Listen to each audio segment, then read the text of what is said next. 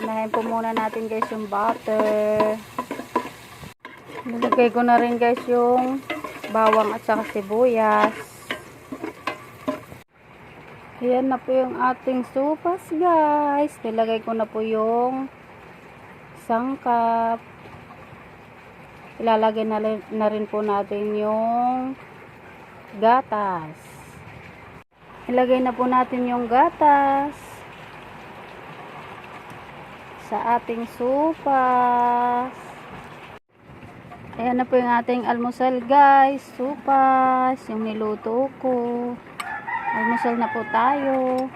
Ayan yung sa asawa ko.